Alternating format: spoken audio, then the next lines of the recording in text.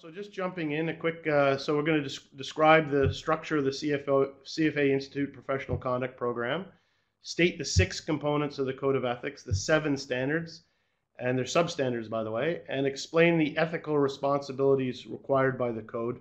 Well, we really do that when we look at the next reading, which is the guidance for the standards. Okay?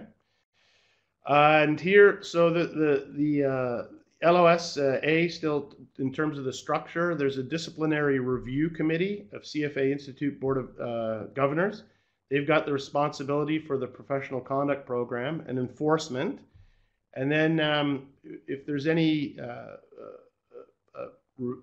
investigations or reviews done, there's a CFA Institute designated officer through professional conduct staff conducts inquiries related to professional conduct. And so here, I'm just going to stop sharing that for a second. And this is one of the tips that I give, that I tell you. I'm going to share my screen here. And I'm going to share my second monitor. You just maybe want to give me a thumbs up that you can see that.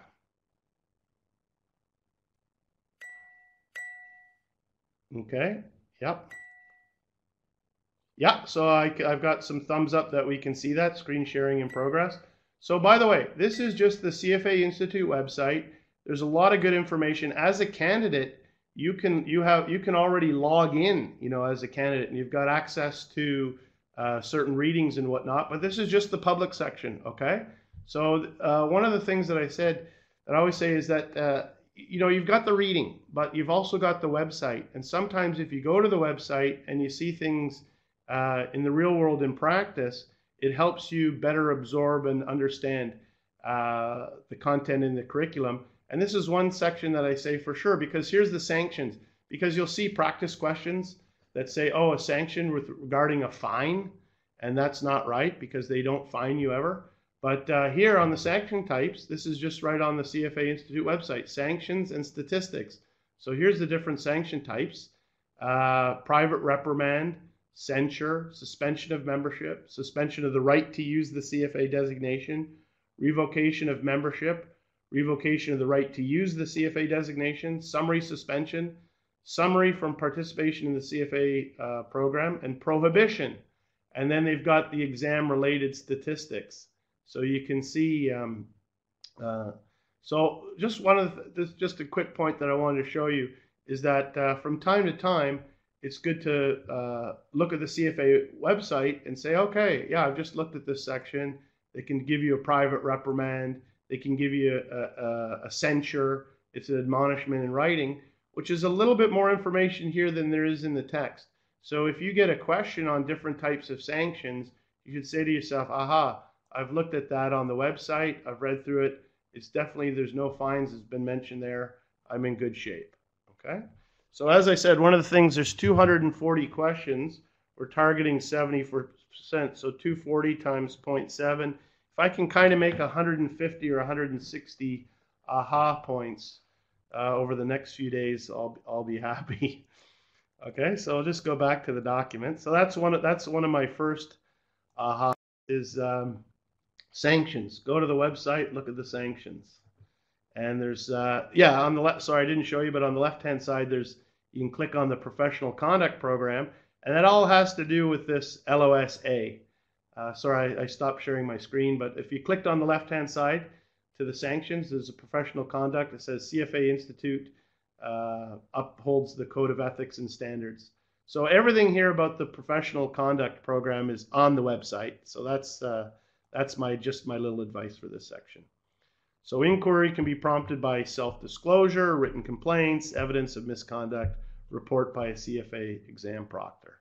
So again, the designated officer may decide no disciplinary sanctions, issue a cautionary letter, or to discipline the member or candidate. Sanctions may include condemnation by a member's peers or suspension of a candidate's participation in the CFA program.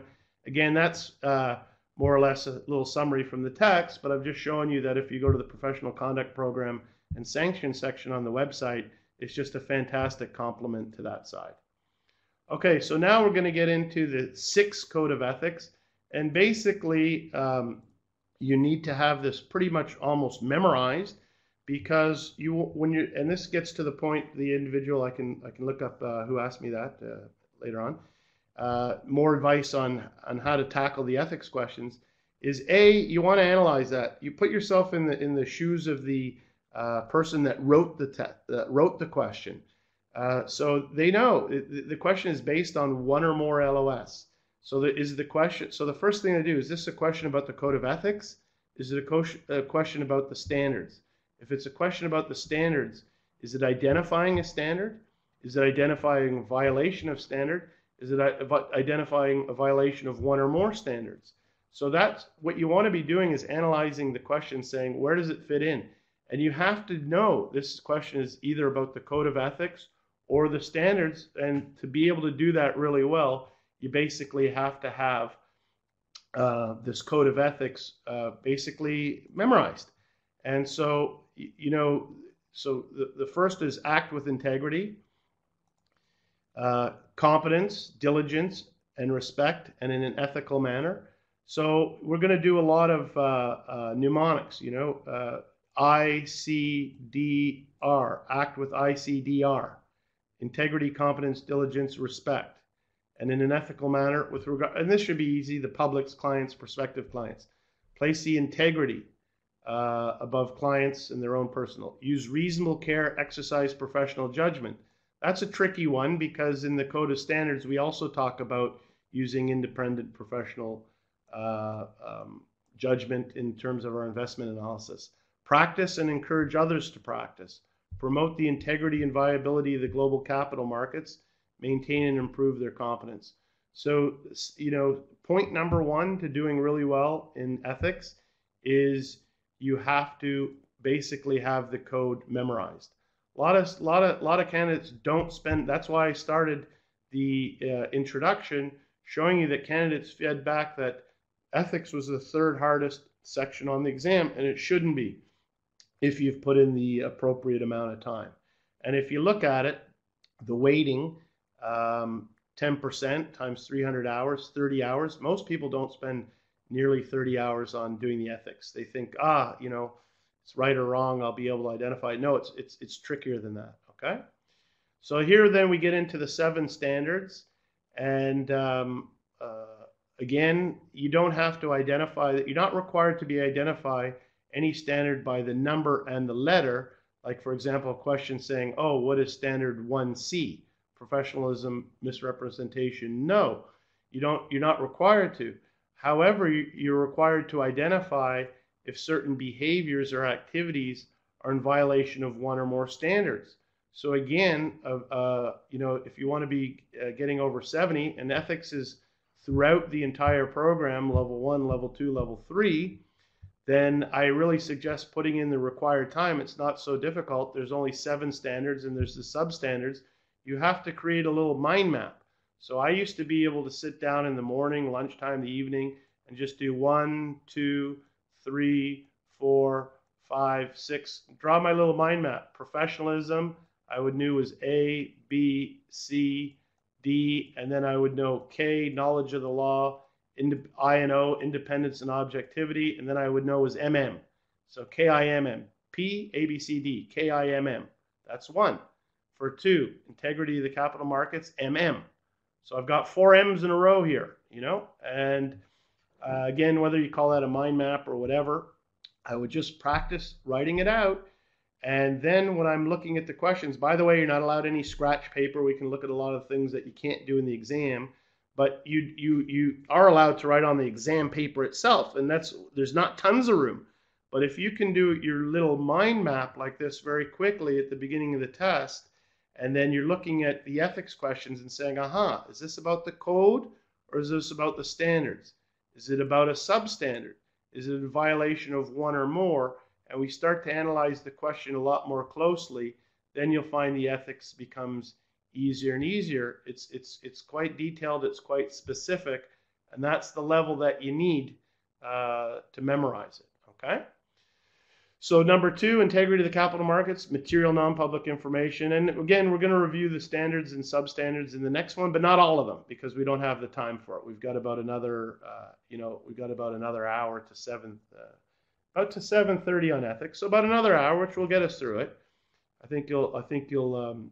We're going to review some of the standards, not all, just show you what I mean by looking at the standard, because there's always the guidance for the standard. There's violations, examples of violations, recommended procedures. And so when we start to look at the questions, is it talking about recommended procedures, violation? You'll start to get it. Number 3, duties to the clients. Again, there's A, B, C, D, E, but on C we also have, and on E we also have a couple of little sub-bullets there as well. So 3 is 1, professionalism, 2, integrity of capital markets, 3, duties to the clients.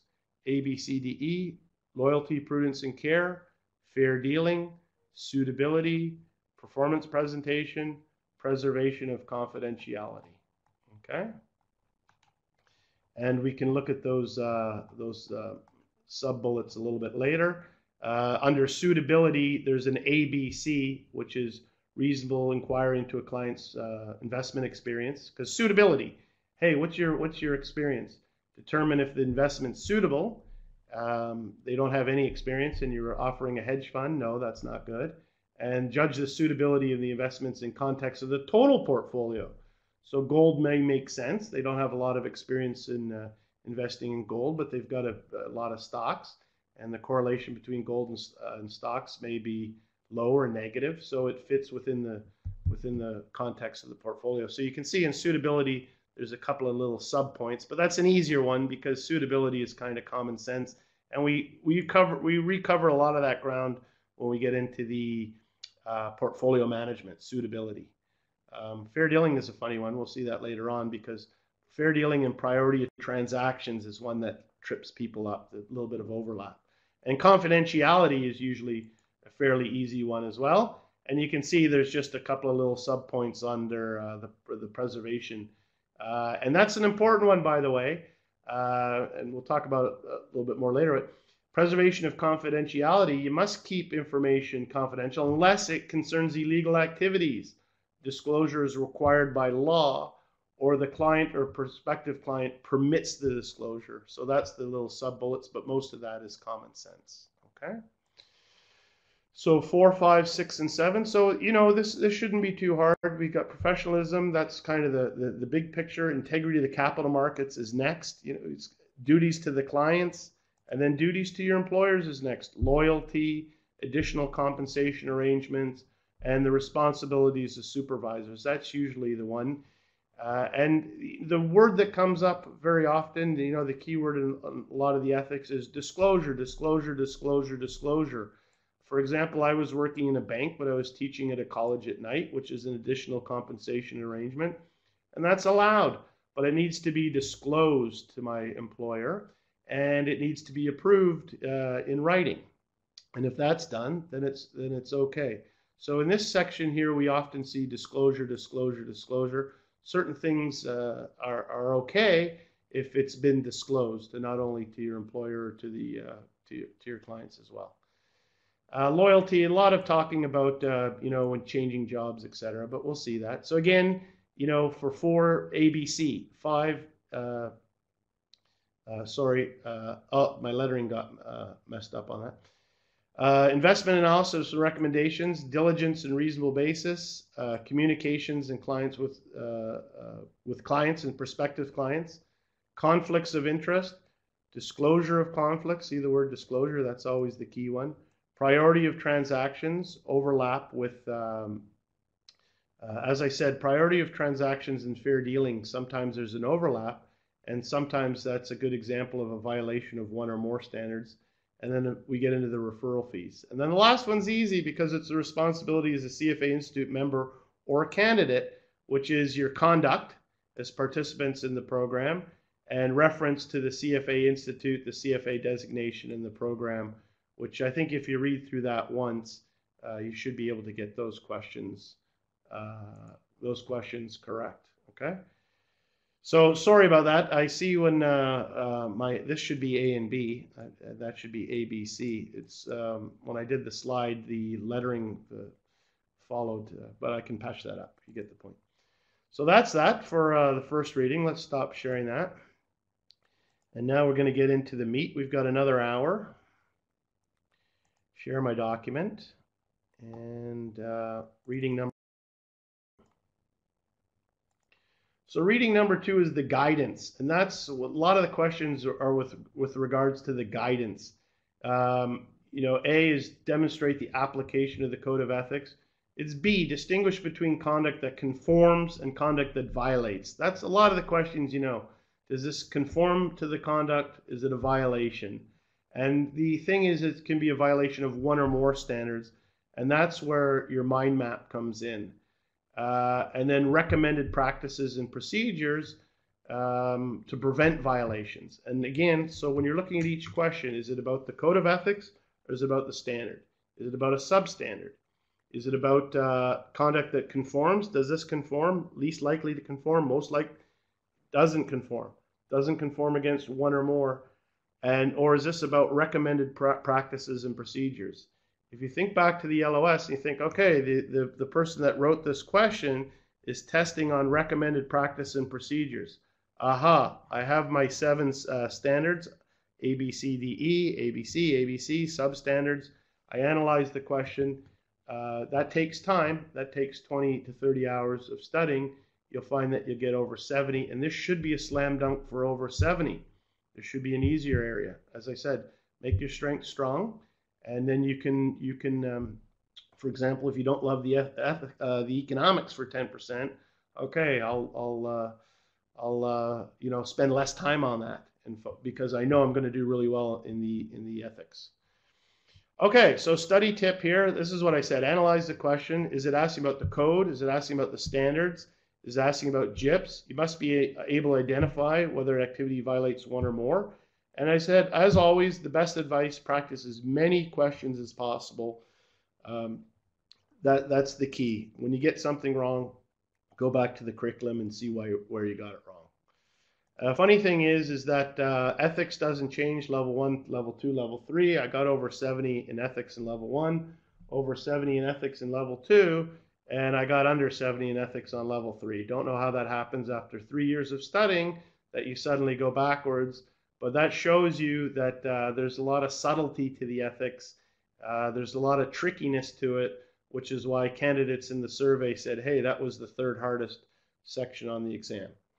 Okay, so we're not going to, there's about 100 slides in this reading. If you don't have the slides, if you haven't got them yet, I think they give you access. There's a download link for you, so you'll have access to these. As I said, I've designed them to be not only for the class, but also to be a fairly good review. Okay, so there's 100 slides here, all the standards, substandards. We're not going to go through them all, but we're going to go through a number of them so that we kind of get the process, what we need to do to be successful on the exam. So the first one, again, this is straight out of the textbook. And I just want to show you, this is the way that it's always set up. You've got the standard. What is the standard? It's professionalism. We know there's A, B, C, D, knowledge of the law, independence and objectivity, and then KIMM, material. Okay, so we know that there's the standard, which has this, that's in quotes because it's straight from the text. So you must understand and comply with all applicable laws. Government, regulatory, licensing agency, professional association, in the event of a conflict, must comply with the more strict. And I think you've probably, again, this is meant to be a review, so we're not going to spend tons of time on this. You should be shaking your head saying, yeah, I've seen many questions like that. We always comply with the more strict. But this is the key thing, the point that I want to make. For the 7 standards, the question in brackets, you don't have to have that memorized word for word, but you should really know that knowledge of the law is talking about laws, and not only government, but also rules, regulatory organizations, licensing, professional associations, and that you comply with the more strict. And that's it. That's 2 bullet points. Must not knowingly participate or assist in, and must disassociate from any violations of such laws. And there's a lot of questions on that about your disassociation. And then they've got highlights. Highlights is what the examples are. They've always got a few examples. And some of the examples on the exam and practice questions are very close to the highlights or the examples in the book. And that's why you need to read all the curriculum. So you've got the highlights, the relationship between the code and standards, applicable law, participation or association with violations by others, that's your disassociation, and then investment products and applicable laws. So they've got some highlights there. And then you've got the guidance for the standard, the more strict. First, notify the supervisor or compliance. You don't have to call the police right away. That's the type. So in terms of the guidance, there's some questions with regards to the guidance. Are you most likely to call the police first or notify your supervisor? Well, you know, that's coming from the guidance. So you've got the standard, you've got the guidance, and then we're going to see the recommended procedures. May confront the problem with ethics is there's sometimes what I would say a little bit kind of weaselly words, because it says here may. You know, I don't like the word may, because you may do it or you may not do it, but you may confront the wrongdoer directly or you may not, because it has the word may there. And disassociate if necessary, may, if. But basically, if you're working with something and they're doing something wrong, you may confront them, but maybe not. But definitely disassociation is probably recommended, and you would notify your supervisor. You don't need to notify the regulators right away. Inaction is you're guilty by association. If you don't do anything, it can be construed as participation. So again, I'm not going to do this for all the standards, but it's just it's a good review to show you that the level that you need to get on top of the ethics is to know the standard, be familiar with the highlights, because some of the examples will be the same. Look through the guidance, and then here the important part as well is the recommended procedures for compliance, because they say, you know, what is the most likely course of action? Well, you've got to keep informed. Regularly review the compliance procedures. You can see there'll be some questions based on that. So again, when you're looking at the questions, is it about the code? Is it about the standards? Is it recognizing the standard, basically the definition? Is it about the guidance for the standard? Is it about the recommended procedures? And if you start to analyze the questions like that, and you have your little mind map, you'll start to see that ethics becomes it's very detailed, but it becomes not that difficult. Seek compliance advice and encourage firms to adopt the code of ethics. So you join a young firm, it's just starting, they don't have a code of ethics, you're a CFA charter holder. What are you most likely to do? You're most likely to encourage the firm to adopt a code of ethics. And again, I'll say it many times, the best way to get on top of ethics is practice your mind maps, get the structure set up, but then do as many questions as possible. I always say, fool me once, shame on you. Fool me twice, shame on me. Okay? So again, still some recommended procedures. Distribute information, have written procedures, and strongly encouraged, not required, encouraged to report violations by other members. So again, that's why the ethics is a little bit tough, because may, if, encouraged. Well, it doesn't say I have to. Okay, so KI, you know, independence and objectivity. Again, the substandard has got, this is in quotes, and there's some highlights. And again, you know, must use reasonable care and judgment to achieve. Hey, wait a minute, reasonable care and judgment, that sounds a lot like the code of ethics. Yeah, that's why I said there's a little bit of overlap. And so the stronger that you are in terms of understanding the 6 elements of the code of ethics and the 7 standards with the substandards, you'll be in pretty good shape. But sometimes it does get a little bit foggy because we're talking about reasonable care and judgment again.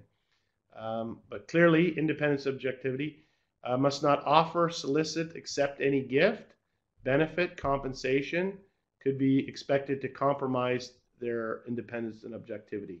So there's some questions in there. Again, you can see the highlights here. Quite a few highlights in this. Buy-side clients, fund managers, investment banking relationships, public companies, credit rating agencies, influence during the manager selection procurement process, issuer paid travel funding. If a company has a operations that's very remote, yeah, they may pay for your funding, and that's okay. That's not a gift or a benefit or a compensation. That means you as an analyst are invited to review some operations, and it's a very remote location, and the company's providing the travel funding, the hotel plus the flight plus the meals, then that's probably okay. So again, the highlights are really important because a lot of the questions are similar to the highlights, but not always. It's similar but different. Again, so you've got the standard, you got the highlights, you got the guidance. Oh, modest gifts are okay. Yeah, when I worked for TD in Toronto way back in 1990, I got a bottle of wine at Christmas time, and that's okay. That's a modest gift. And I probably disclosed it, not in writing to my supervisor, but that was okay. Distinguish between gifts from clients and gifts from entities trying to influence your behavior. So that was from a client. I hand delivered some documents once or twice because the large client was in the tower next door. So during my lunchtime, I hand delivered some stuff rather than having to come and pick it up. So I received a modest gift. That's okay. May accept gifts from clients. Disclose to employer. Yeah, get permission if the gift is for future performance. Aha, that's interesting because gifts is usually for a job well done. But if it's for future performance, it's funny. It's got a quote there about future performance. And that's, again, you can see quite specific stuff. So if you get a question and it's regarding future performance, that's straight out of the guidance for independence and objectivity. So again, a lot of memorization, but not only memorization, it's just understanding. So you've got the guidance, and then some more guidance. Members responsible for hiring outside managers should not accept travel, gifts, or entertainment that could impair their objectivity. Could impair their objectivity. Should not. Doesn't say must not. Should not. Of course, I work in the Middle East. You've got the Abu Dhabi Investment Authority, the Kuwait Investment Authority, who I've done work for, by the way, so training 10 weeks. They hire a lot of outside managers. Usually the outside managers come and give their presentations on location. But if you're responsible for hiring an outside manager, they should not be influenced. Investment banking relationships, don't bow to pressure to issue favorable research. Sure is nice to go to a World Series game. For issue of paid research, flat fee structure is preferred, must disclose. Again, we see the word disclose a lot. I found that on the exam, most likely, although not always, but a lot of times the correct answer is about disclosing something. Okay, so KI, what do we know that's coming next? Again, not going to go through these. We can skip over it a little bit. What comes after KI? We know it's M. Recommended procedures, independence and objectivity. Create a restricted list. We're going to see that again later. Restrict special cost arrangements, limit the gifts, clear values. So in the past, it used to be like $100. That was a common thing. If the gift wasn't over $100, you're okay. If it was over 100, sorry, I can't accept it. If it's under 100, well, that's just a token of appreciation. Thanks. And be careful with IPO share allocations. Again, you see this? We're going to see that again later on in terms of fair dealing.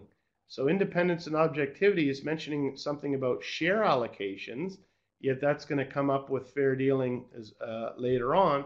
And that's why certain activities can be in violation of one or more standard. And that's where we need to be a little bit careful, okay? So yeah, KIM, so we know misrepresentation, same thing, very short to it.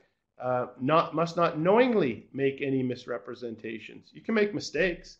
Everyone's human, but you must not knowingly make any misrepresentations. So what is it? Analysts, investment analysis, recommendations, actions, other professional activities.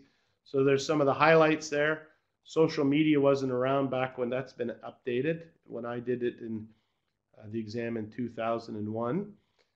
Plagiarism, you've got to know it's not just things that are written, but work completed. So there, again, these are the examples that you need to be familiar with because you're going to get some questions that are similar but different. So you know the standard, know the substandard, know the highlights, know the guidance for the standard, oral, written, electronic communications.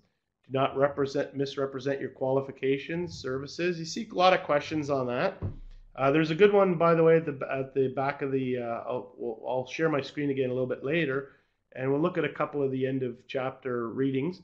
There's a nice one about misrepresenting your performance record, the individual is part of a team, but then is providing the performance of a fund to a prospective new employer, but didn't mention that it was a team, that he was part of a team, that it was his performance, well, then that's a clear violation of misrepresentation.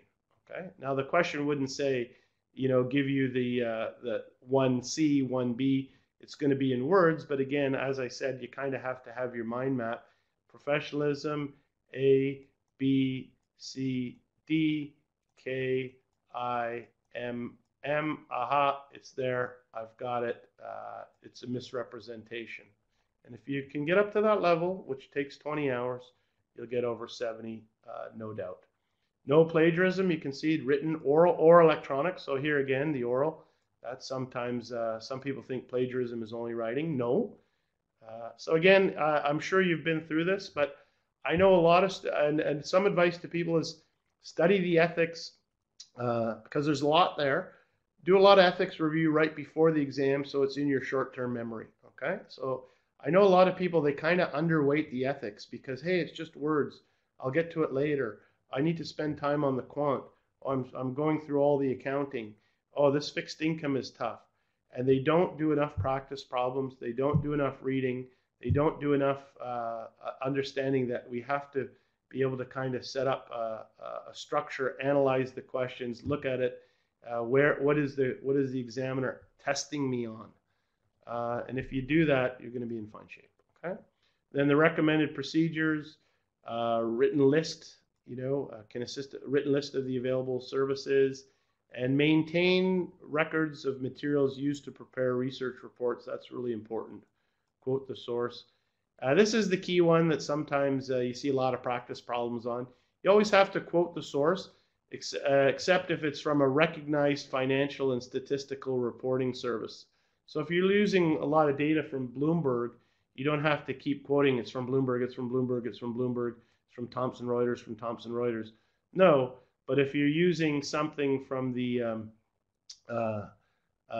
something from a different source, then of course you're going to say, yeah, that was from this website, or this was from this report, or but if it's from a recognized financial and statistical reporting service, which I think most people will be familiar with, kind of Bloomberg or Thomson Reuters, you don't have to always be quoting that as your source. Okay, so that's the recommended procedures. What comes after misrepresentation? Well, a couple more here.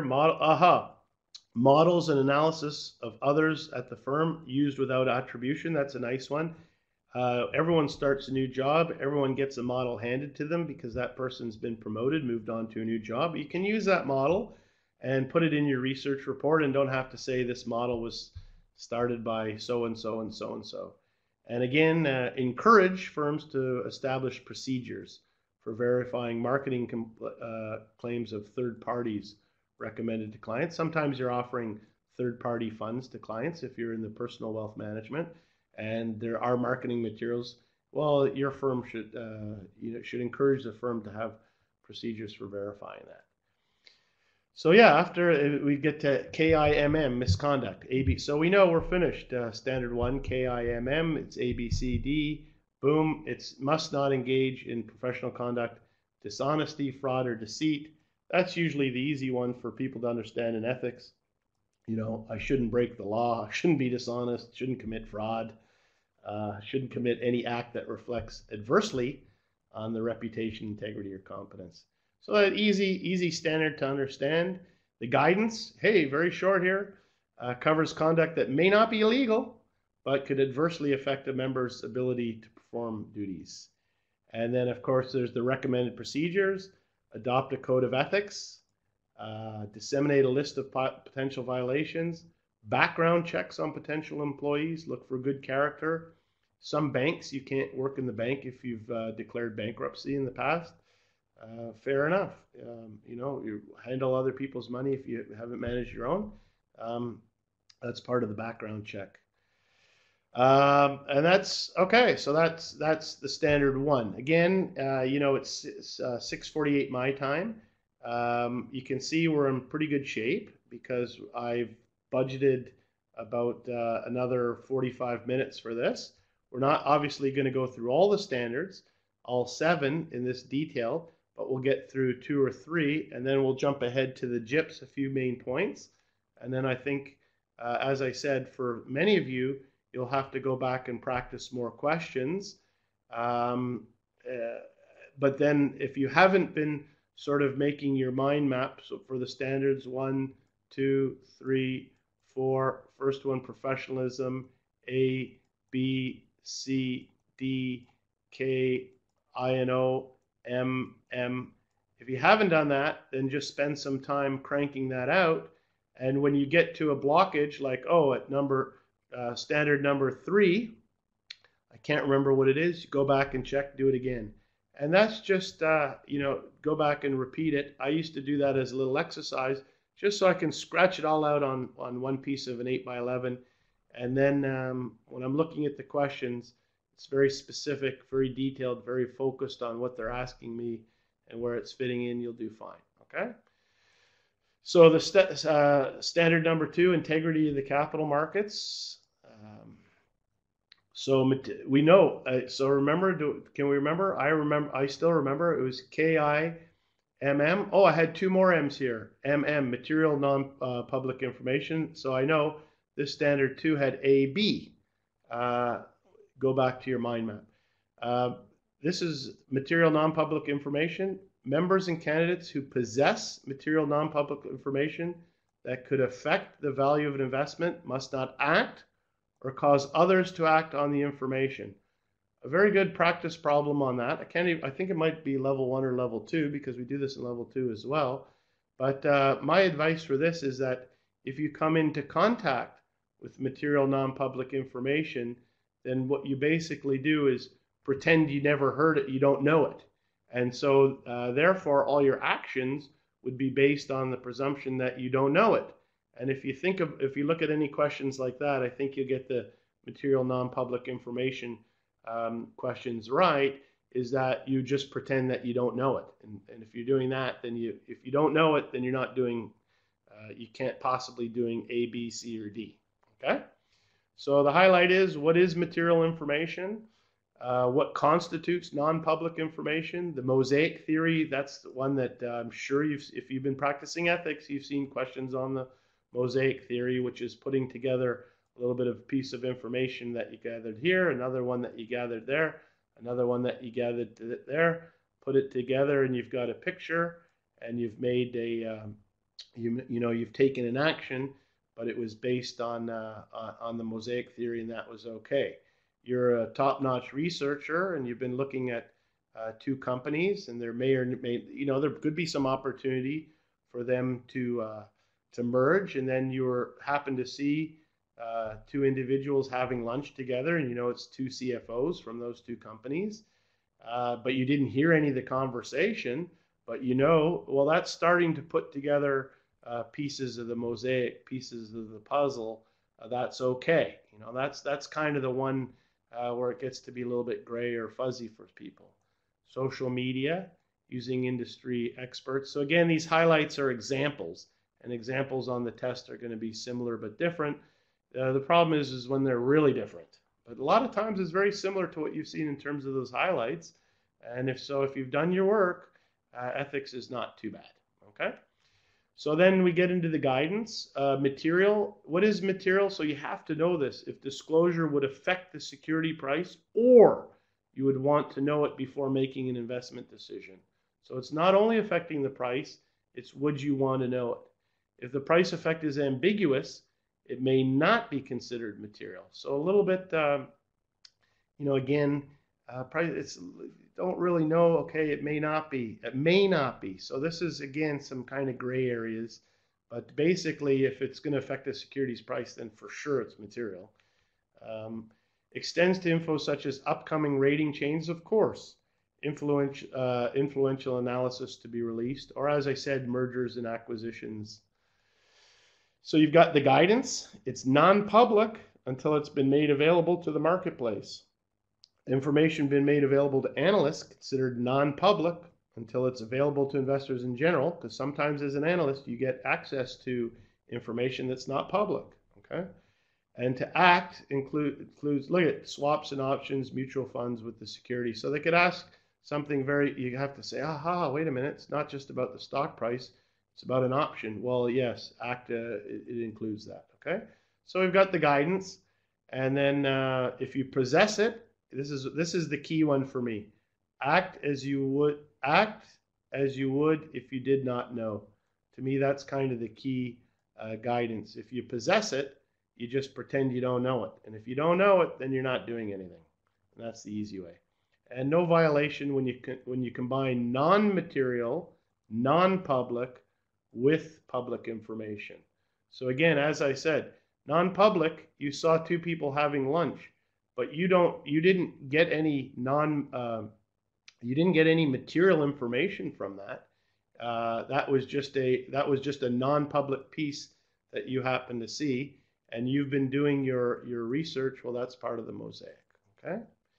And then the recommended procedure, we get into barriers or firewalls. Information barriers include use of a restricted list, and reviewing the employee trades is a key one, okay? So not bad. So that gets us through, and again here, restrict proprietary trading when you're in position of material non-public information. So again, some firms have got proprietary trading, but if you're working on a merger or acquisition, you're not going to be trading, you're not going to be selling the shares of the company that's buying and buying shares of the target, okay? That would be restricted. Okay, and so MM, so this is, KIMM, market manipulation. This should be a fairly easy one to identify. Don't engage in practices that distort prices or artificially inflate trading volumes with the intent to mislead market participants. So that's your pumping and dumping. So you got the information-based manipulation. Now that's talking about chat boards and web boards, rumors. And you've got your transaction-based, which is you're buying a lot in the morning and selling in the evening, the pump and dump. If you've watched The Wolf of Wall Street, which is a pretty good movie with Leonardo DiCaprio, there's a lot of transaction-based manipulation and information-based manipulation. A lot of market manipulation and what they were doing with those pink sheet stocks. Buying them and making it look like there's a lot of volume and the price is going up, and that attracts momentum, interest, and then they pump the price up and then they dump it on someone. I think that's kind of the easy part of ethics to understand. So not bad. So yeah, so as I said, we'll probably get through 3 of the 7. We're in pretty good shape, 656, but we want to make sure that we get into the gyps a little bit. And I think by this point, you're starting to get as I said, ethics, we're underweighting ethics in terms of the time. Third hardest section on the exam, according to 2015 exam candidates. Yet in my opinion, if the right time and effort and structure is put to it, and the way that we look at the questions, it should be over 70. Well, I won't say slam dunk for over 70, because I myself got under 70 on level 3 after reading the same book for 3 years. But you should be safely in the 50 to 70 zone and over 70, hopefully. Okay, so again, standard 3, duties to the clients. Again, I'm just going to pull out my note here as well. I have to go back to it. A, B, C, D, and E, loyalty. So L, F, S, P, P. Sorry, I had to go back and check my notes because I'm not writing the exam in 1 month. You are. But again, so I know there's going to be the standard is duty to the client, substandards A, B, C, D, E. So 1, A, B, C, D, 2, A, B, 3, A, B, C, D, E, 4, A, B, C, 5, A, B, 6, A, B, C, 7, A, B. Not bad. I think you'll get there. So duties to clients and prospective clients. We'll get through this one and then I think we'll move on. So A, loyalty, prudence, and care. So you've got a duty of loyalty to the clients, must act with reasonable care, exercise prudent judgment. Okay. Yep.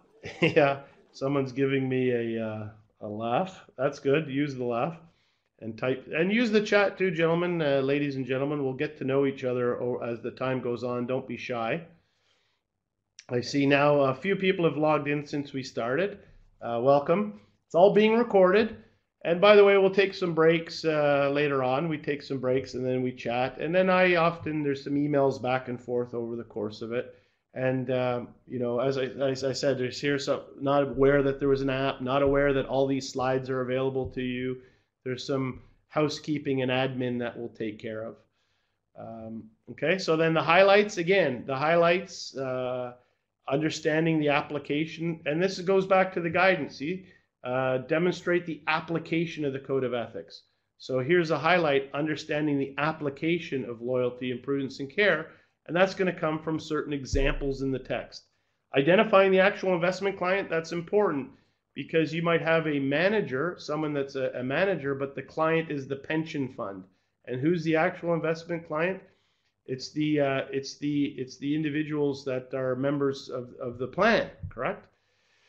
So developing the client's portfolio, soft commission policies. That's one that I used to kind of always get trouble on back in 2001 when I did this, which I can't believe was so many years ago now. Proxy voting policies. So there's some highlights, which is just examples. Questions on the test are going to be similar, but a little bit different to these examples. Then you get into the guidance, take investment in client's best interest, exercise prudence, care, skill, and diligence. So again, I told you, it's an English language test, subject ethics, because, prudence, care, skill, and diligence. Wait a minute, that sounds a lot like the Code of Ethics, correct? So there's some overlap between the code and the standards, correct? So yeah, the Code of Ethics. I was just getting my paper. You remember the Code of Ethics? The first one: act with integrity, competence, diligence, and respect. And so here, exercise prudence, skill, and diligence. So we start to see, some overlap in the words of diligence. We start to see some overlap using the Code of Ethics, number 3, use reasonable care, exercise independent and professional judgment. This is exercise prudence and care. So I've got diligence in the Code of Ethics 1, and I've got care in the Code of Ethics 3, and I've got duties to clients telling to exercise prudence, skill, and diligence. So this is why I said, I think that's what gives, especially honestly, hats off to anyone and everyone where English isn't your first language, tackling the CFA, because you're under such time pressure, 90 seconds per question, that, as I said, a lot of it's a word game. And a lot of these questions are hinged on just one word, and especially when they start to put it in the negative, the least likely. And so, again, my advice on the ethics, be able to write out the code, not word for word, but the keywords, 1, 2, 3, 4, 5, 6, the standards, 1, 2, 3, 4, 5, 6, 7, substandards. And then when you start to see these words overlapping, you won't be as confused, because it definitely, when you look at some questions, identifying, is it about the code, the standard, which substandard? There is some overlap in the language, but the more you practice it, the better you get at it, okay? Applicable fiduciary duty. That's a key one when they talk about applicable, because certain countries or regions do not have the same rules with regards to fiduciary duty. And the client may be the investing public, which I've told you who's the ultimate client. So there's some guidance there. So again, there's always the standard, there's the highlights, there's the guidance, and then there's going to be, in terms of the governing documents, which is the IPS, investments in terms of the total portfolio. Well, we're going to see a lot of this overlap in portfolio management tomorrow. So there's some overlap between the ethics and the portfolio management as well. So when we see stuff in ethics, we're going to see it again in portfolio management. And that's a good way of kind of tying it together. Because if you understand, this is one of the first LOS from the portfolio management, is that investments are made in the context of the total portfolio. Aha, that's with regards to the duty to, of course it's the duty to my client, not my employer.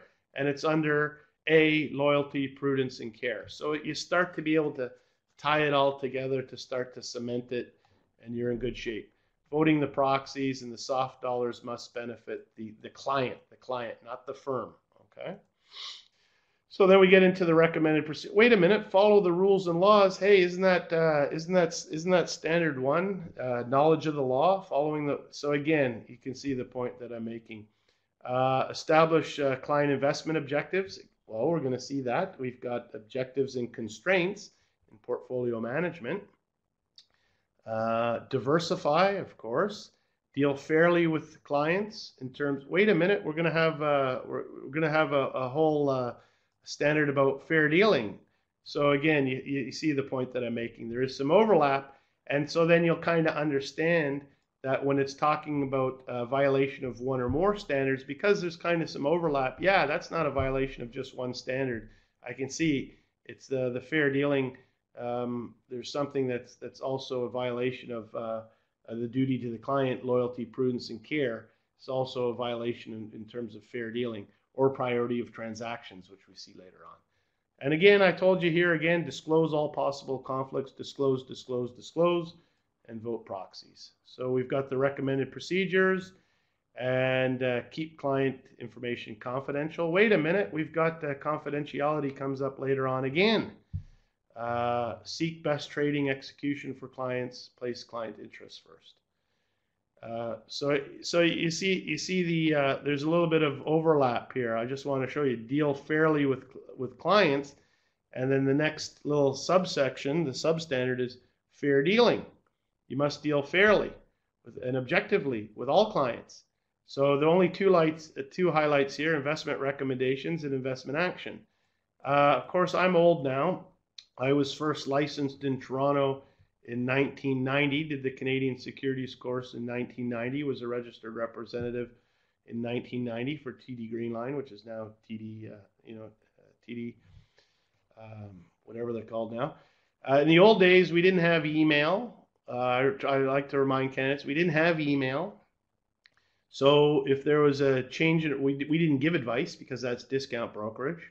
But if you look at a firm like RBC Dominion Securities or someone that's giving advice, if you had a recommendation in the past, well, how did you handle it? You didn't email it to all your clients at the same time. So this fair dealing, when you look back on it, sometimes I remind you guys that are studying for the exam, you young guys, is that we didn't always have the technology in the past that we have now. So in terms of making investment recommendations, how did you do it? You had a telephone in the past, and you had people's telephone numbers, and that was it, basically. Now it's a lot easier in being fair to all clients by sending out an email at the same time. Okay, this has been dropped from our list, and this has been added, and you can notify your recommendation to everyone at the same time through the use of an up-to-date email. But in the past, the recommendation is not so easy, and that's kind of the context of this stuff. And investment actions is kind of the same, similar, but a little bit different. Okay, so just think of these questions a little bit of a historical perspective, and I think you'll understand a little bit better. So no discrimination. This is the key point from this section: is fair doesn't mean equal. Okay, you can have different categories of clients. You can have people that are discount, full service, and kind of platinum plated. So fair doesn't mean equal. It doesn't mean that everyone's treated equally, but they need to be treated fairly. And that's a little bit of subtlety to this standard. But there's no discrimination when disseminating investment recommendations. So you don't give it to your top clients first and then recommend something to the other people after. But fair doesn't mean equal. You can have different levels of service. That's understand, and that's agreed, and that's disclosed. Okay, different levels of service are okay as long as it's disclosed, and do not disadvantage any clients. So that's kind of the subtlety. Okay. So all clients must have a fair chance to act on every recommendation. If a client is unaware, advise before accepting a trade order. So that's the situation. Someone calls up and says they want to buy a certain number of shares, and you say, well, don't you know, we've just recently put on a recommendation that it sell. You say, yeah, no, that's fine. I've got a long-term perspective. I want to buy it. Okay, well, you advised before you accepted the trade order. Okay. Treat all clients fairly. Objectives and circumstances. Again, we're going to see that. Objectives and constraints. Disclose. So again, I'm showing you see the word disclose a lot. Disclose written allocation procedures. That's sometimes trades are done in block and then they get allocated. So are certain everything may not be at exactly the same price. So you're not if it's a buy, you're not allocating the lowest price to your top clients and the highest one to the worst. There's got to be some fairness in how you allocate, and do not disadvantage any clients when distributing the hot issues. Okay, so the fair dealing. So there's the guidance, and then again there's the recommended procedures. Okay, limit the number of people aware, shorten the time frame, pre-dissemination guidelines, simultaneous dissemination. That's the key one that I told you now. A lot easier now to do simultaneous dissemination. A little bit harder back in 1990 with no, I don't even think we had email back then. And again, the word disclose. Okay, so review accounts regularly. That's again, that could be an overlap with responsibility as a supervisor. Who's reviewing the accounts? The supervisor is. So again, you could see fair dealing and responsibility as supervisors. There's going to be some overlap, right? So if there hasn't been fair dealing and you're the supervisor, then you're probably in violation of more than one standard. And that's the key for those of you that have joined in maybe a little bit later. The key is to identify, when things are in violation of more than one standard. Okay, so again, recommended procedures. Deviations from strict pro rata allocations is sometimes okay. And this is kind of like what I'd say sometimes maybe a little trick question. What they're talking about there is that everyone's put in interest to buy an IPO. I want to buy X amount of shares. Not everyone gets their full allocation, so it gets divided up. But sometimes there's minimum block size. So that means the percentages didn't work out perfectly. Someone might have gotten a little bit more, someone might have gotten a little bit less, but that's okay if it was determined on minimum block size. Again, this is the thing with the ethics. It's these little things like this to pick out that they can test you on, and unless you've done the hard work in terms of reading and practicing, a lot of it sounds pretty good. A lot of the ethics is, aha, yeah, that sounds kind of right. That sounds kind of wrong, but it's very specific, and to get on top of those specifics, have your mind map, be aware of the highlights, the recommended procedures, what the standard is, what the guidance is, what the highlights are, recommended procedures. It should be familiar to you. Okay, suitability. Which is C, suitability. So A, B, C, D, E. Suitability. You can see here, you're in an advisory relationship. Make reasonably inquiry to the investment experience, risk and return objectives. Again, this comes back to us in the portfolio management. What's your experience? That's usually on a questionnaire. 5 to 10 years, 10 to 20. Have you dealt in options before? What have you held? Stocks, bonds, mutual funds, risk and return objectives, the constraints. We're going to see that again. So if you can kind of tie that back, the portfolio management to the duties to the client and suitability, it's not all that hard. Okay. So you got to know, you got to understand. That's KYC, right? Know your client. That's the KYC. If you don't know your client, you don't know if it's suitable. Determine that investment is suitable and consistent with their written objectives. That's in the IPS, the investment policy statement, the written objectives, the mandates, and the constraints. So that's all talking about the IPS, of course. And again, tying back, the more you can kind of integrate the material and understand it, then the less you're kind of memorizing it. And again, we saw that judge the suitability in context. So that's the standard. Then, there's going to be the highlights. What are the highlights? Developing the IPS. I mentioned that. Understanding the client risk profile. There's ability and willingness to take risk. And I think you guys you should be shaking your head saying, yeah, Ted, give me a thumbs up on that. I've read about the ability and willingness to take on risk. Ability is I have a good job. I don't have many kids. I'm in good health. Willingness is about psychological activities. Okay. Yeah. So you guys know that. So again, I'm just trying to show you this is not a full review of all the ethics, but I think by going through 3 of the standards and understanding, okay, he's really driven home the point. I need to get up to speed. There's the code. There's the 7 standards, the substandards. I can draw out my mind map when I wake up in the morning. And when I go to the test, maybe even I'm going to use a small square, not scrap paper. Don't write on the desk. You'll be in trouble if you write. You're not allowed to write on the desk, by the way. Some students, in college, they don't have much. I'm a college teacher. They write on the desk. That's not allowed. And by the way, that's why I showed you that for those of you that joined late, I shared my screen with the sanctions and their statistics. Go into that and look at some of those violations. Writing on the desk is not allowed. Okay? But you can write on your little bit of paper. Obviously, sometimes you're making calculations, and there's nothing wrong with, at the beginning of the test, drawing out your little mind map for your code of, the code of ethics and the standards, at least getting your standards down, and then analyzing the question. Put yourself always in the shoes of the person who wrote the question. And if you can kind of figure out what they were thinking, then you'll be halfway to getting to the question. And by the way, that's what I do with my students at the college, managerial accounting or something that's very mechanical. I say, do me up another question. Take this question and give me another version A, version B. That's how we do the test. And if you can work your way through it, means you've understood it, right? So again, think of the examiner's point of view. What is he testing me on? There's the LOS. It's the code of ethics. There's the standards. There's the guidance. There's the recommended procedures. Yeah, the highlights were there just to make me familiar with them. There's the violation. Is it a violation? Not a violation. What is he or she trying to test me on? Okay, I've got it.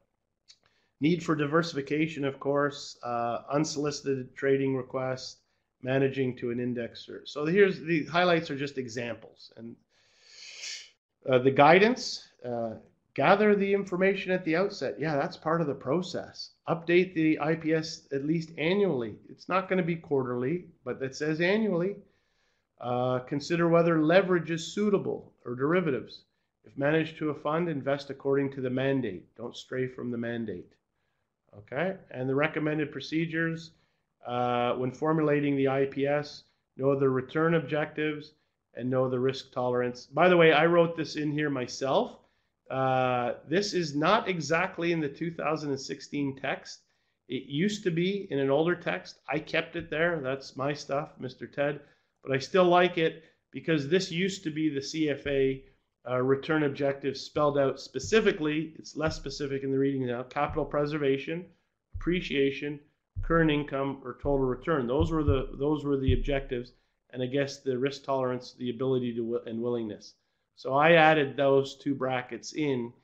I'm showing you that this is tied really closely to the portfolio management. So, and again, the suitability, the constraints, I put in this, the LLTTU. This LLTTU, that's been used. I did level 1 in 2001. We used LLTTU. That was in the Schweitzer, LLTTU. I'm using LLTTU. It's still there. It's never changed. It's got to be well before 2001. Liquidity, time horizon, tax, legal, unique. Legal, liquidity, time, tax, and unique. And that's the LLTTU. So again, it's tying the portfolio management. Standard D, so this is substandard D, so it's duties to clients, performance presentation. Short one, you must make reasonable effort that it's fair, accurate, and complete. Okay? And the guidance, don't misstate performance, don't mislead. Wait a minute, that sounds a lot like misrepresentation. So you can see here, ladies and gentlemen, performance presentation. You might make a misrepresentation here knowingly about your performance. So that's a violation of duty to the client performance presentation, and it's also professionalism misrepresentation. So clearly you've got some actions or activities that are in violation of one or more standard. And again, you don't have to say it's 1C and 3D, but you know, for all intents and purposes, if you can do your mind map and say, yeah, wait a minute, I get it. That's definitely it's violating those two. Boom, you're going to get over 70. Do not state, do not imply ability. All past, past returns, future returns are not expected to be similar to the past. That's, you see that kind of disclaimer.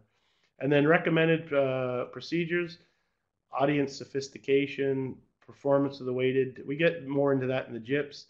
Include terminated counts as part of it. Wait a minute, that gets into the JIPs. So boom.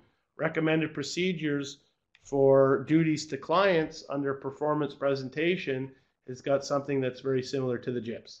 And again, disclosures, disclosures, and disclosures. You can see the word disclosures. So pretty good. E is the last one, confidentiality. And I told you, you can see from my first slide, I had a little 1, 2, 3. Yeah, you must keep information.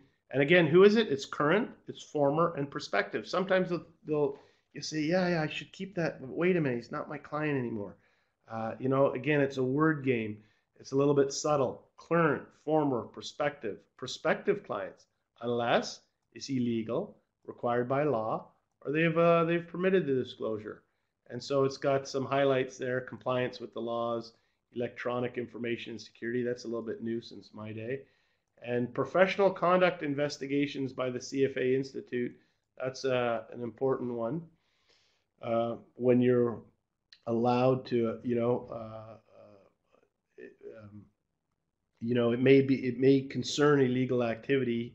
You can disclose. And so the guidance in some cases might be required by law, extends to former clients. You see, that's what when you see that, you see, this is the point that I'm trying to make. When you see something like that in the standard itself, I always put the standard in quotes, okay? In the current, former, and prospective clients, and then later on in the guidance, they're talking extending to former clients. That's what I said. Aha, that's the type of question. Well, wait a minute, I need to think. Does it extend to? Yeah, they've put it there in the standard and in the guidance. I know it for sure, and you can tell that you can make some tricky little word game questions. That's the issue with the ethics. Sounds pretty good, but you're not sure. Exception. See, this is the exception. Anytime there's exception, love to always test things on exceptions. May provide to the Institute under the professional conduct program. Aha. So I told you, that's the 5-star right there. I'm trying to give you 160 ahas. That's at least number 2. Is that anytime you see an exception, may provide confidential to the CFA Institute. Aha. Yeah, you may do it. Okay, so there it is. You can guarantee that's been tested before, because there's the standard. It's law. It's illegal activities, the law, or allowed. But wait a minute, this is the CFA Institute's not the law, but it says here, you may provide for an investigation. Well, okay, the exceptions are always get tested. And then again, recommended procedures: avoid discussing any information, follow the electronic data storage procedures. And so, yeah, that was A, B, C, D, and E. Okay, at that point, we've done 90 minutes. We'll just take, we've got about 8 more minutes. I'm gonna shut down this one. And so what we've got left, we've got the introduction to the JIPs, which is, we don't even have to look at that. I think I've got about 3 slides on that. And then we've got the JIP standards. There's the introduction to the JIPs, I think it's 3 slides. JIP standards, 8 minutes, and then we'll take a break.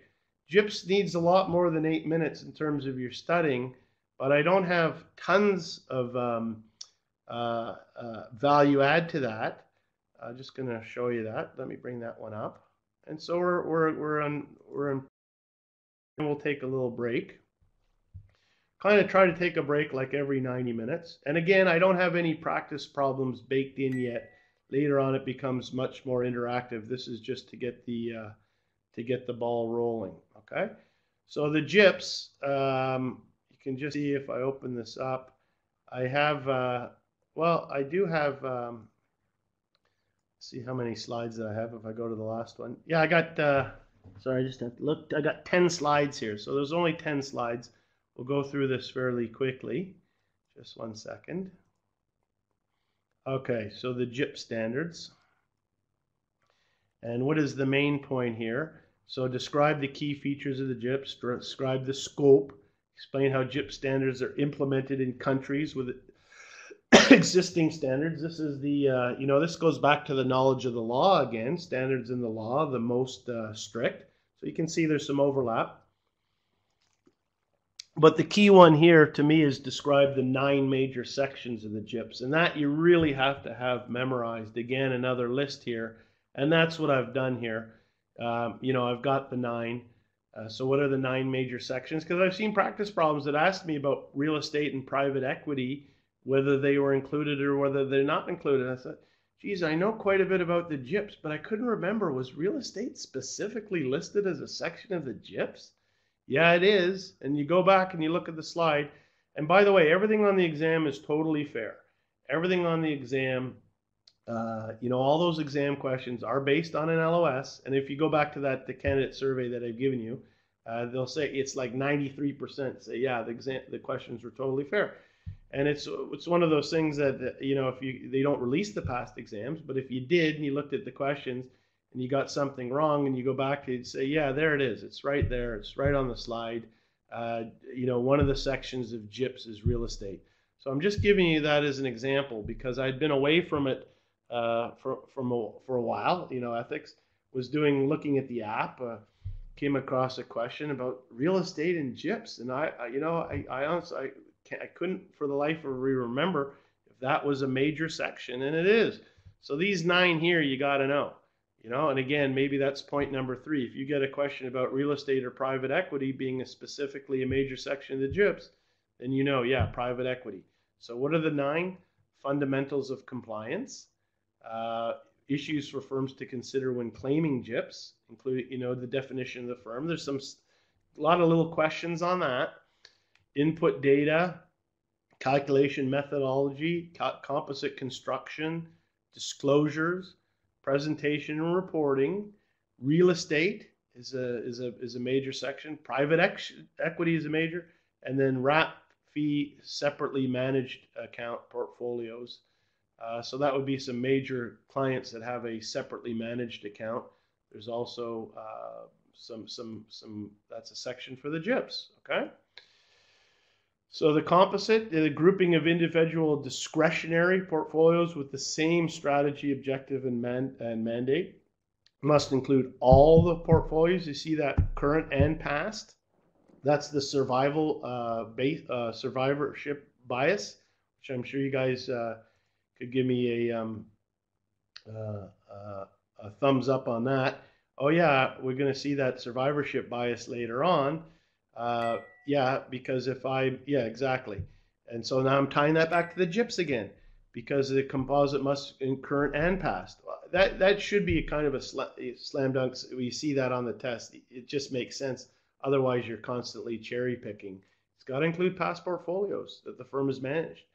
And groupings must be pre-identified. You can't go at the end of the year and say, well, I think these 3 portfolios were in that mandate and these 3 are going to fit there. It's got to be pre-identified and preset. Okay.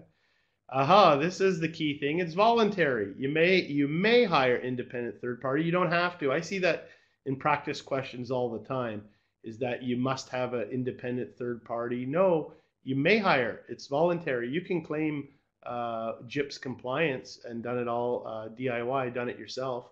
But you may hire an independent third party. And the primary purpose is to provide assurance is on a firm-wide basis. Not, hey, our Calgary office is GIPS compliant, but Toronto's not, okay? It's got to be firm-wide. And so verification must be performed by, it says here, voluntary, may hire independent to verify. Then later on, must be performed by a third party on a firm-wide basis. If that okay, GIPS is voluntary. You don't have to be, but if you're going to verify, if there's a verification of compliance, then that's done by a third party. Must attest that the firm has complied with GIPS. Okay, so obtain global. So this is the key thing, and I have this as a list of 3 bullets. Often I still like to make this. I'm surprised that I have that as bullets actually, because one of the things I like my list, you know, list. So if it's talking about GIPS objectives, usually I would have that as 1, 2, 3, and 4, because they like to. That's obviously a nice area to be tested. What is most likely an objective of GIPS, or least likely an objective is GIPS? And you got to know it's from this list of the 4. And this is why I said some things will sound very nice indeed, that could or should be a GIPS objective, but it's not on the list. So one is global acceptance of calculation and presentation standards. So you can compare. If you look at a fund that's in Kuwait versus a fund that's in London or a firm in Toronto, and you're looking at its results, then you know that the calculations and presentations are similar standards. Consistent and accurate performance data, fair competition, and it's to promote the self-regulation, because being GIPS compliant is voluntary, but it's going to promote the self-regulation. So those are the 4 objectives. They can give you another objective that sounds pretty good, but it's not. So when it's least likely or most likely, you've got to know there was 4 objectives, 1, 2, 3, 4. And I'm going to simmer that down in my cue card or my flashcard, or even my list of my LOS. By the way, I've printed my LOS here 2-sided on the paper to save it. But when I was doing the exam, I used to have the LOS printed 1-sided on a binder, so that as I flipped the page, I had blank space, and that's where I would make my notes. And so as I said, for those of you that are joining late, when I'm in my final review in the last 3 weeks, I'm constantly going through all the LOS, and they're either green, yeah, I don't need to review it again. I just want to write the test. I'm sure I'm okay. Yellow, okay, I'm not 100% on that. I'm targeting 70.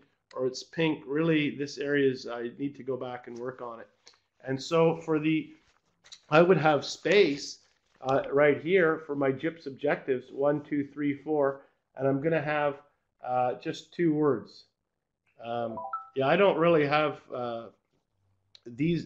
my notes are these slides, okay, and they can be downloaded. And my advice is I'll go through it. Don't forget, I wrote the exam in 2001, 2, and 3. I don't have any of my original notes. But these, Omar, if you're just joining right now, everything here that you see, these what I call my notes, these are downloadable, and you should have a copy of them. Okay. And so, as I said, if you join a little bit late, the CFA Institute LOS is on the CFA Institute website, and I can send you the link to that, or even the file. And I'm always amazed that some students don't understand the importance of the LOS. If it says calculate, you got to calculate. If it doesn't say calculate, you don't calculate. And I'm always amazed that I get to a boot camp and some students, have you printed out the LOS? No, they haven't printed out all the learning outcome statements.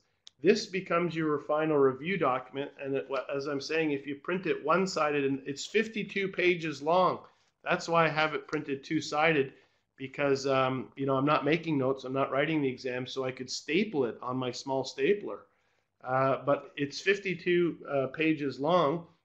If you do it 1-sided, then you can make little notes, and that becomes kind of my ultimate review document. Now, some of it, if there's a lot of calculations, I'll have I used to make my own cue cards as well. I get the recipe. A lot of companies sell the cue cards. This is only a stick-it, but I used to use the bigger library cue cards. And I'd make my own flashcards, and that's another thing that you need to do for your memorization. And then another technique, as I said, I'm going to take a blank piece of paper in the morning, and for the ethics, I'm going to, the 6 code, 1, 2, 3, 4, 5, I'm going to put the first 3 words, the standards, 1, 2, 3, 4, 5, 6, 7, A, B, C, D, K, I, M, M, for professionalism. Second one, M, M, A, B, M, M. and crank that out. It's a big memorization game for level 1. Okay, so the JIPS objectives, as I said, this is kind of, I would have it in my LOS. It would be green, and I would just have global acceptance, accurate performance data, fair competition, self-regulation. 1, 2, 3, 1, 2, 3, 4, 2 words. 1, 2, 3, 4, 2 words. And that's the kind of the techniques. And you've got 3 weeks left. And this is why I like the boot camp. It's pretty good because, as I said, I'm getting the thumbs up and shaking your head that, yeah, you've seen this. Yeah, I know it. But now we're getting stuff down into the short-term memory. My God, I remember before a level 2 exam, I wanted to start wearing a football helmet the last week. I thought if I ever get bumped in the head, everything that might just, fall out of my head. I'm just so stuffed with factoids and formulas that it all has to come out. And a lot of it's the short-term memory. We're going back and recycling. This is what the key of the boot camp is. We're going through a lot of this stuff. It should be review, and what it's doing is, yeah, okay, I got a better understanding of that. I'm in better shape. Okay, now I know I need to go back and relook at this little area. But we're going, the CFA is about going forward, going back and reviewing, going forward, going back and reviewing and practicing, going forward, going back and reviewing and practicing. And that becomes more important in level 2, where, as they say, it's these longer, there's 6 questions in the item set. You've got, instead of 90 seconds, you've got 3 minutes per question. The timing is different, everything's different. There's more steps. So this going forward and going back to reviewing stuff becomes more important, okay? All right, so again, still on time, but I got to pick up the pace here a little bit. Define the firm distinct business entity. Okay, that's a key. You see that word distinct, that's a key one. Include all actual fee paying discretionary portfolios, 5-year minimum since inception. Okay, add performance results each year to 10 years. That's the key one that often you see a lot of practice questions on. It's this 5-year minimum or since inception. So if it's only 3 years since inception, then it's 3 years. But it should be a 5-year minimum, and then we're going to add the performance results each year. We should have 10 years. So there's a little bit of funky wording on that. From inception, then we get to a minimum of 5 years, add each years to the 10 years. So if the company's been in business for 15 years, the portfolio's been around for 15 years, we should see 10 years, right? If it's been 7 years, we should see 7 years. If it's been 3 years since inception, then we should see it since inception. Okay, so anytime you see times, focus in on that as well in the JIPS. And that's why I said I wanted to bring up the JIPS a little bit quickly. Data must be accurate, sure. No partial compliance, of course. This is, of course, if it conflicts with the local law, follow the local law, but disclose the conflict. So again, there's that word disclosure, and that's a key one. And you can see there's a little bit of overlap here with JIPS and the professionalism, K, knowledge of the law, and it's the most strict, okay?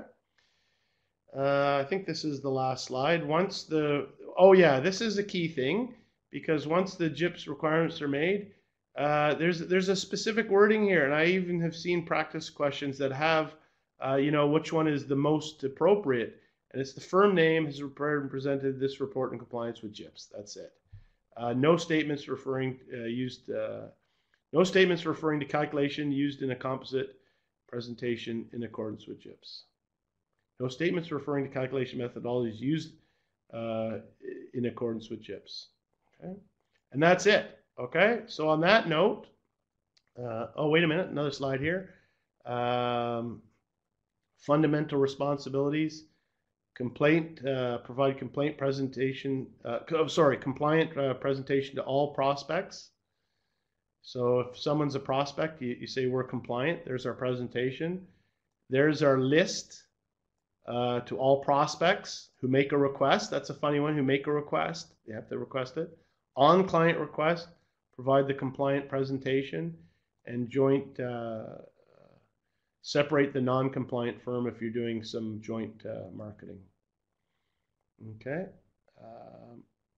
So again, I think at that point, countries with existing standards, you could see this is talking about in cases where country specific are different, follow the country specific but disclose.